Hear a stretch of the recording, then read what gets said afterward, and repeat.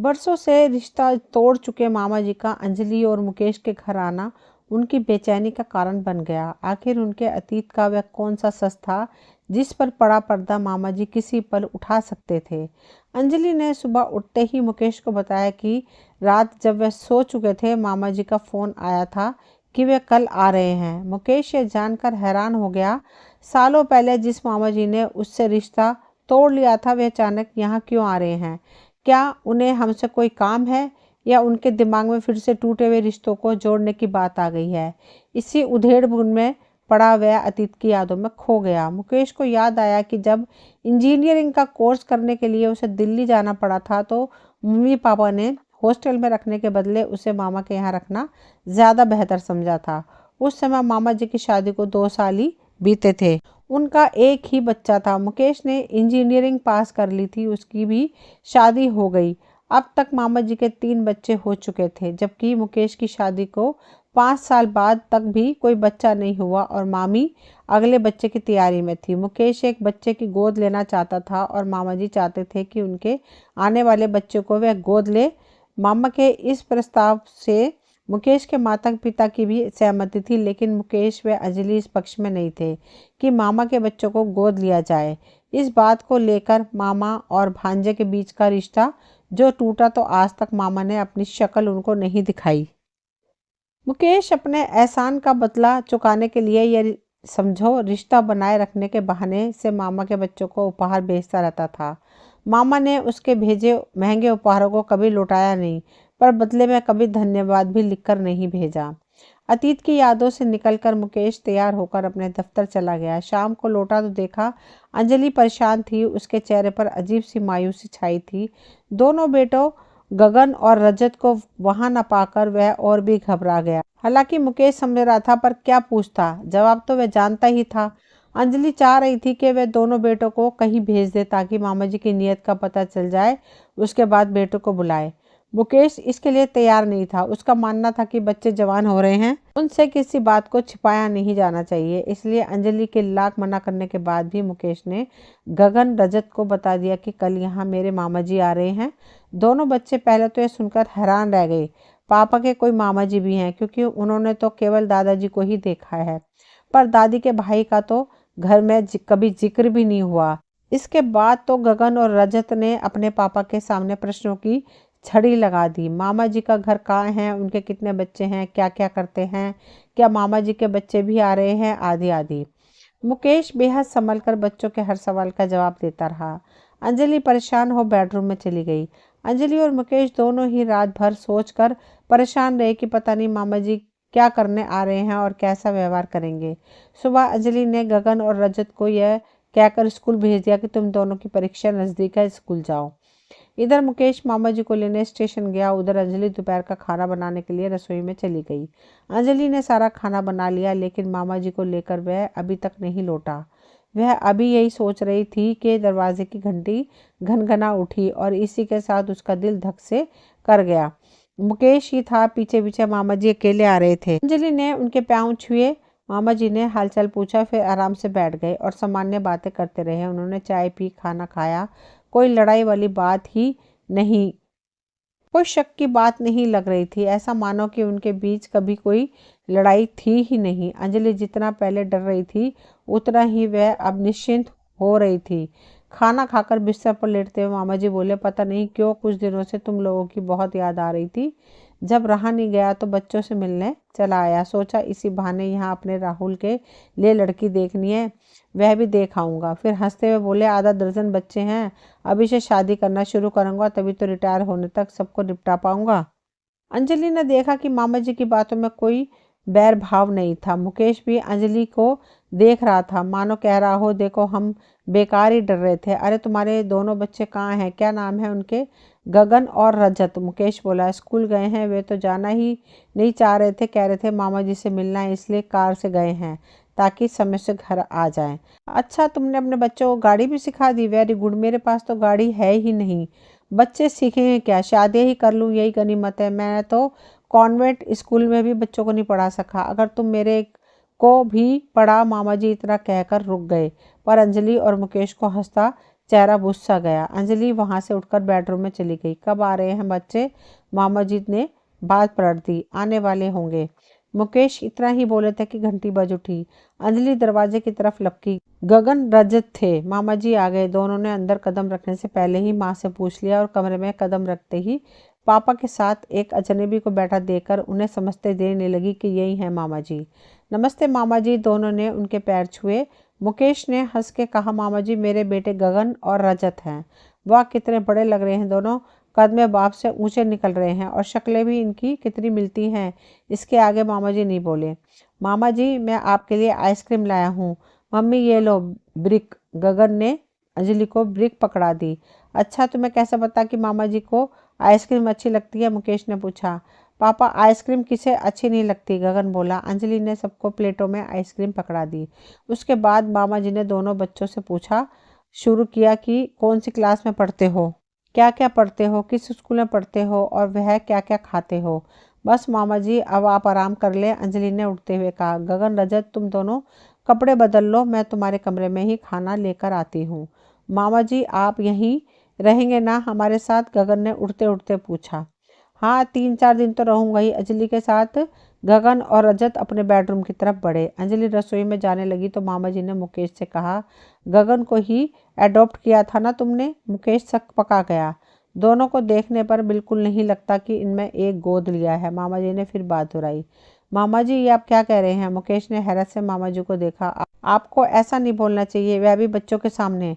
बच्चे मामा जी की बात सुनकर रुक गए थे। अंजलि के चेहरे पर हवाइयाँ उड़ रही थी।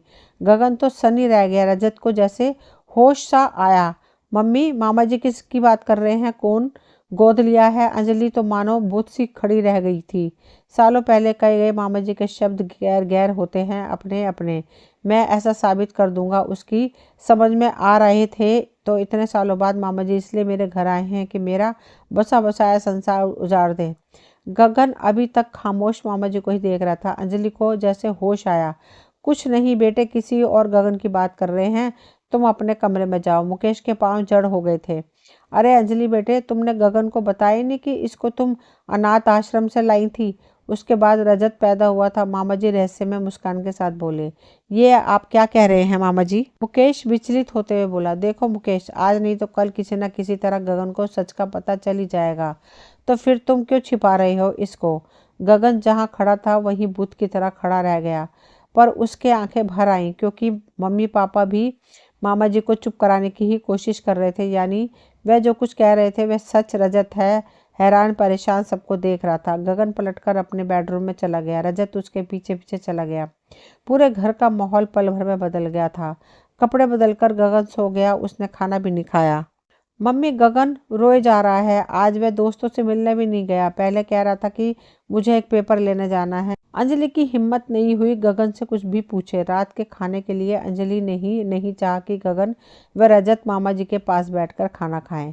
मामा जी टीवी देखने में मस्त थे। ऐसा लग रहा था कि उनका मतलब हल हो गया। मुकेश भी ज़्यादा बात नहीं कर रहा था। उसे ध्यान आ रहा था उस झगड़े का जो मम्मी पापा मामा जी मामी ने उनके साथ किया था। दरअसल वे चाहते थे कि हमारा बच्चा नहीं हुआ तो मामी के छोटे बेटे को गोद ले लें, पर अंजलि चाहती थी कि हम उस बच्चे को गोद लें जिसके माता पिता का पता ना हो, ताकि कोई चांस ही ना रहे कि बच्चा बड़ा होकर अपनी असली माता पिता की तरफ झुक जाए। वह यह भी चाहती थी कि जिसे वह गोद ले वह बच्चा उसे ही अपनी माँ समझे। मुकेश यह भी समझ रहा था कि मामा जी की नज़र उसके और अंजलि के पैसों पर थी। उन्हें लग रहा था कि उनका एक बच्चा भी अगर मेरे घर आ गया तो बाकी परिवार का मेरे घर पर अपने आप हक हो जाएगा। उसे आज भी याद है जब मामा जी की हर चाल नाकाम रही तो खींच कर वे चिल्ला पड़े थे। अपने लोगों को दौलत देते हुए ऐतराज है, पर गैरों में बांट कर खुश हो तो जाओ, आज के बाद हमारा तुमसे कोई वास्ता नहीं। मामा जी जब अंतिम बार मिले तो बोले थे, कान खोलकर तुम दोनों सुन लो, गैर गैर होते हैं अपने अपने ही, और मैं यह साबित कर दूंगा। और आज यही साबित करने आए हैं। लगता है गगन को गैर साबित करके ही जाएंगे, लेकिन मैं मामा जी की इच्छा पूरी नहीं होने दूंगा। सोचता हूँ। मुकेश करवट बदल रहा था। इधर अंजलि की आंखों से नींद जैसे गायब थी। जब राहनी गया तो वह उठकर गगन के कमरे की तरफ चल दी। उसका अंदाजा सही था। गगन जाग रहा था, रजत भी जागा हुआ था। तू पागल है गगन, रजत बोला। मामा जी ने कहा, तूने उसे सच मान लिया? मामा जी हमारे ज़्यादा अपने हैं या मम्मी पापा? अंजलि के पीछे मुकेश भी आ गए। दोनों गगन के कमरे में अपराधियों की तरह आकर बैठ गए। अंजलि ने गगन को देखा, उसकी आंखें भरी हुई थी। गगन, तूने खाना क्यों नहीं खाया? गगन कुछ बोला ही नहीं, बस माँ की नज़रों को देखता रहा है। ऐसे क्या देख रहा है? मैं गैर हूँ? अंजलि रो पड़ी। उसके शब्दों में अपनापन और रोब दोनों थे। मम्मी हूँ मैं तेरी, कोई भी उठकर कुछ कह देगा, तू मान लेगा? मेरी बात पे यकीन नहीं है? उसकी बात सुन रहा है जो सालों के बाद अचानक उठकर चला आया। बेटे, अगर हम तेरे मम्मी पापा नहीं होते, क्या तुम्हें इतने प्यार से रखते? क्या तुम्हें कभी महसूस हुआ कि हमने रजत से कम चाहा है? अंजलि के आंसू रुक ही नहीं रहे थे। फिर मुकेश की तरफ देखकर बोली, तुम्हारे मामा को किसी का बसता घर देख खुशी नहीं होती?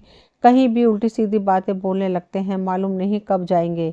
गगन नजरें झुकाए आंसू टपकाता रहा। उसका चेहरा बन बिगड़ रहा था। उसे समझ नहीं आ रहा था कि अचानक तूफान कहाँ से आ गया। कभी सपने में भी नहीं सोचा था कि जीवन में इस तरह के किसी तूफान का सामना करना पड़ेगा। बेटे, मैं कभी तुम्हें नहीं बताना चाहता था, पर आज स्थिति ऐसी है कि बताना ही पड़ेगा, मुकेश ने कहा। अगर हम तुम्हें पराया जानते तो मैं अपनी वसीयत में सारी प्रॉपर्टी, बैंक बैलेंस, सब कुछ तुम तीनों के नाम ना करता। और मैंने भी अपनी वसीयत में अपने हिस्से की सारी प्रॉपर्टी तुम दोनों के नाम ही कर दी है, ताकि कभी भी झगड़ा ना हो सके। हमारे किसी बेटे का अगर कभी दिल बदल भी जाए तो कानूनी फैसला ना बदले। अंजलि बोली, तो मामा जी की बातों पर ध्यान मत दो बेटे। गगन खामोशी से दोनों की बातें सुन रहा था। उसे लगा कि अगर वह कुछ भी बोला तो सिर्फ रुलाई ही बाहर आएगी। सुबह अंजलि ने रजत को झकझोरा तो उसकी नींद खुली। गगन कहाँ है? अंजलि की आवाज़ में घबराहट थी। कहाँ है मतलब? वह तो यहीं सो रहा था, रजत बोला। बाथरूम में होगा ना? रजत ने अधमुदी आंखों से कहा। कहीं नहीं है वह, पूरा घर छान लिया मैंने। अंजलि लगभग चीख रही थी। तू सोता रहा और तेरी बगल से उठकर वह चला गया। बदतमीज, तुझे पता ही नहीं चला। मम्मी, मुझे क्या पता? मम्मी, आप बेकार परेशान हो रही हैं, यही होगा, मैं देखता हूँ। रजत झटके से बिस्तर से उठ गया, पर वह भी मनी मन डर रहा था कि कहीं मम्मी की बात सच ना हो।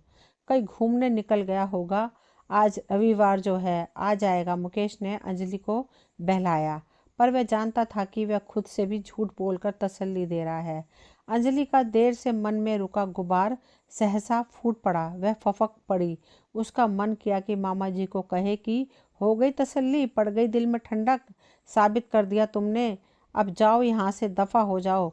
पर प्रत्यक्ष में कुछ नहीं कह पाई। दोपहर हो चुकी है, एक फ़ोन तक नहीं किया उसने, जबकि पहले कभी यूं बिना बताए वह कहीं जाता ही नहीं था। मुकेश भी बड़बड़ाए, उनकी आंखों से भी अनजानी आशंका से नमी उतर रही थी। हर फोन पर मुकेश लपकता, अंजलि की आंखों में एक उम्मीद जाग जाती, पर फौरन ही बुझ जाती। इस बीच मामा जी अपने घर वालों से फ़ोन पर लंबी बात करके हंसते रहे। साफ लग रहा था कि वह इन दोनों को चिढ़ा रहे हैं।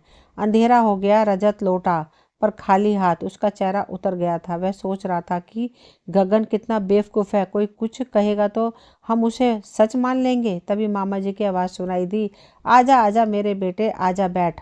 अंजलि, मुकेश और रजत बाहर के दरवाजे की तरफ लपके। गगन मामा जी के पास बैठा रहा। कहाँ रहा सारा दिन? कहाँ घूम के आया? पानी पिएगा? अंजलि, बेटे इसे पानी दे, थका हारा आया है। मामा की आवाज़ में चटखरे लेने वाला स्वर था। अंजलि तेजी से गगन की तरफ आई और उसे बाह से पकड़कर मामा जी के पास से हटा दिया। कहाँ गया था? अंजलि चीखी थी। बता के क्यों नहीं गया? ऐसे जाते हैं क्या? और गुस्से से भरकर उसे थप्पड़ मारने लगी और फिर फफक फफक कर रो पड़ी। गगन, तेरा गुस्सा मम्मी पर था ना, तो मुझे क्यों नहीं बताकर गया? रजत बोला। मैंने तेरा क्या बिगाड़ा था? ऐसे भी कोई चुपचाप निकलता है घर से? हम क्या इतने पराये हो गए? मुकेश की आवाज़ भी भर्राई हुई थी। सभी की दबी संवेदनाएं फूट पड़ी थी। मामा जी, आप कुछ कह रहे थे, कहिए ना। गगन ने अपने आंसू पोंछे, पर अंजलि ने पीछे से गगन को खींच लिया। पागल सी हो गई थी अंजलि। कुछ नहीं कह रहे थे। तू जा अपने कमरे में, जो कुछ सुनना है मुझसे सुन। मैं तेरी माँ हूँ, ये तेरे पिता हैं और ये तेरा भाई। मुकेश अंजलि को पकड़ रहा था। मामा जी, आप कह रहे थे कि मैं इनका गोद लिया हुआ बेटा हूँ ना? नहीं, तुम मेरे बेटे हो। अंजलि ने गगन को जोर से झटका दिया। गगन अंजलि के कंधे को थाम कर बोला, मम्मी, मैं तो मामा जी को यही समझा रहा हूँ कि मैं आपका बेटा हूँ। मम्मी, अपने पैदा किए बच्चे को तो हर कोई पालता है, पर एक अनाथ बच्चे को इतना ढेर सारा प्यार देकर तो शायद ही कोई औरत पालती होगी। उससे बड़ी बात तो यह है कि आपने रजत और मुझ में कोई फ़र्क नहीं रखा। तो मैं क्यों मानूं मामा जी की बात? आप ही मेरी माँ हैं। गगन ने अंजलि को अपनी बाहों में समेट लिया और मामा जी से कहा, मामा जी, आपने क्या सोचा था कि मुझे जब पता चलेगा कि मैं अनाथ आश्रम से लाया गया हूँ तो मैं अपनी असली माँ को ढूंढने निकल पड़ूंगा?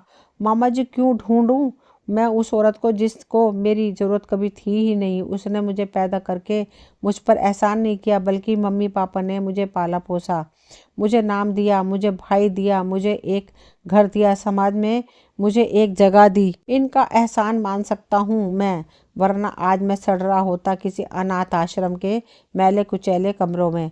रजत ने खुशी से गगन का हाथ दबा दिया। मुकेश ने गगन के सिर पर हाथ फिराया। अंजलि, मुकेश और रजत की आंखों में आंसू छलक आए। सबने तीखी नजरों से मामा जी को देखा। अंजलि तो नहीं बोली, पर मुकेश से रहा नहीं गया। बोले, क्यों मामा जी, आप तो गैर को गैर साबित करने आए थे ना? फिर आप तो मेरे अपने थे, तो आपने गैरों सी दुश्मनी क्यों निभाई? गगन अंजलि के गले से लिपट गया। अंजलि के आंसू फिर निकल आए। अंजलि जानती थी कि अब उसे मामा जैसे किसी व्यक्ति से डरने की कोई ज़रूरत नहीं है। अब सच में उसके दोनों बेटे अपने ही हैं। दोस्तों, ये कहानी यहीं तक थी। मुझे उम्मीद है आप सभी को पसंद आई होगी। अगर कहानी पसंद आई हो तो प्लीज़ चैनल को सब्सक्राइब करें, वीडियो को लाइक शेयर करें। मिलती हूँ अगली कोई नई कहानी लेकर। कहानी सुनने के लिए आप सभी का तहे दिल से शुक्रिया।